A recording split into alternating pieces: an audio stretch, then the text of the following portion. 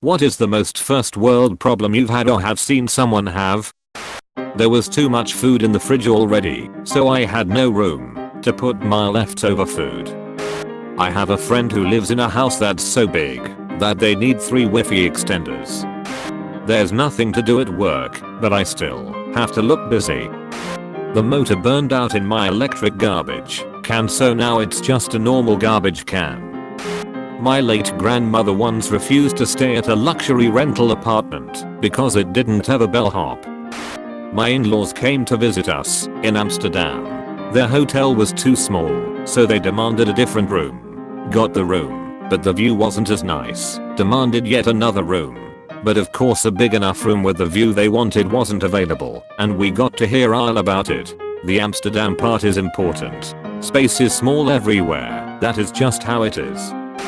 A friend and I were driving around one day when he got a call from his vacuum that it was stuck in his house. It had driven off into a shower stall and couldn't climb the ledge to get out. There are kids starving in Africa, and he got a distress call from his vacuum. And people say the American dream is dead.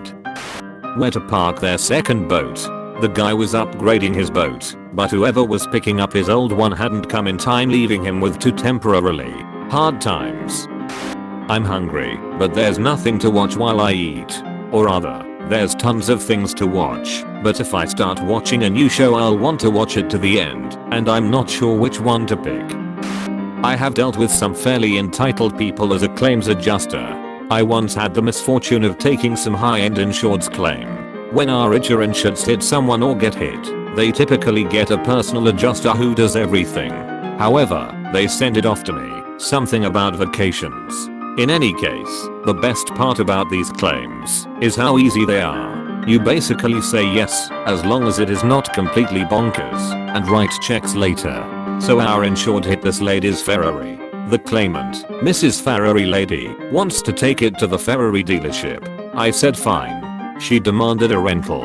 I told her that was not a problem. Take the Ferrari over there. We'll get you another Ferrari, not a fucking piece of shitness and central like last time. I call the dealership and explain to them how to proceed. Make sure to get her into a rental. Make it nice and easy. Send me the bill. We'll get it handled. The last thing I want are problems with one of these claims, and we have the power and authority to do so. The guy on the phone tells me he'll make sure everything is good. I just gave this guy a golden ticket. He can hand her a $250 a day car rental, and we'll be writing the check. Start repairs as soon as possible. Order the parts today. Don't bug me. Send the bill. He gets it. Life is supposed to be simple. I get a call 2 hours later. The woman is pissed. Maybe she got a dumb tech who didn't hear the news. Nope. She's out of her mind. So I talk to a rep. He explains she has refused to take a rental. I ask why. She wants the same year and color and model. He tells me he just spent 30 minutes calling any dealer in the city. There are no rental Ferraris in the area that match that request, and none in the nearest 3 cities apparently. I ask our manager. My manager refuses to ship in another Ferrari. Damn it. She goes bonkers and nothing is accomplished. I can't even get a word in. They take the phone conversation into the dealership service manager's office. He asks her why she will not take the rental. After all, this should be easy, and she said this. I need an exact year, make, and model of rental car because I'm going to the country club this Saturday and cannot let everybody know I was in an accident. I could not even process that shit. I was in such a state of shock I said nothing. The delay was long enough that they thought I hung up the phone. When I make a turn, but it wasn't a full enough turn to make my blinker turn off, so I have to manually turn it off. Trying to look something up or watch something on your phone and group text about nothing keeps interrupting. I got in an argument with my car because it couldn't understand my voice commands. To be fair to the car, I got harder to understand between all the cursing. When my housekeepers are cleaning up a room I'm in, I have to walk all the way to another room. A friend's in-ground pool that he just put in has automatic cleaners that didn't get some section clean. We went grocery shopping and found a bunch of meat on sale. We bought so much that we had to store some of it at dad's house in his deep freezer. It was a pain in the ass to have to walk next door to get some out. Oh hey, I think I have a good story here. Recently I was coming home from work and I was out of my fancy flavored bubbly water, so I decided to stop at the grocery on my way back. I realized that I had left my wallet at home. No big deal. I'll just use my phone to pay, I thought. Nope. Phone was on 3% battery and apparently Samsung Pay does not work at that level of charge. Luckily I had my wall charger with me. Unluckily I didn't have the USB car charger. I had to walk up and explain my situation to an employee and then ask them if there were any outlets I could plug my phone into for a few minutes so that I could buy some raspberry flavored carbonated water. I've been practicing the guitar a lot and developed some calluses, and now my iPhone fingerprint unlock doesn't work consistently. I overheard a wild one at work. This guy was complaining that he hears the rain on the roof of his home theater, ruining the experience. When I have too many $1 in my pocket, my wallet doesn't close all the way. And when I complain about it, my friends call me a stripper for having so many singles. Saw a lady a few weeks ago who was legit screaming at a Target employee because a shopping cart was 3 to 4 feet away from her Range Rover. Reminds me of when I worked at Kroger many years ago. It was a really windy and rainy day and people were being extra shy about leaving their carts just wherever they pleased. I remember being in the middle of pushing up 10 to 12 from across the parking lot when I saw someone do me a favor and leave their cart up top by the door. Well, about 30 seconds later a wind gust picked up and the cart turned and started heading full speed into the parking lot. I literally watched from about 50 feet away as the cart flew full speed into a parked car.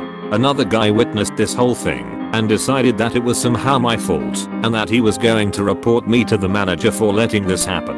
WTF. Luckily, someone else witnessed it and told management it was nothing to do with me at all.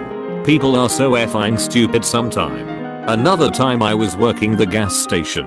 Guy came up and said how much to fill up my car. Like, I have no idea, dude. He was easily in his 50s and probably filled up a million times. I told him $50 and then if there is any left over I'll just refund him. Of course it wasn't enough. He came back up and yelled at me, "It's still not full. How come you didn't tell me more?" I said okay, let's put $10 into it. But he had already gotten his $0.40/gallon off, so I could only do the $0.03 off. He was furious and yelled at me for being so stupid. I told him to please go to customer service and they can deal with him.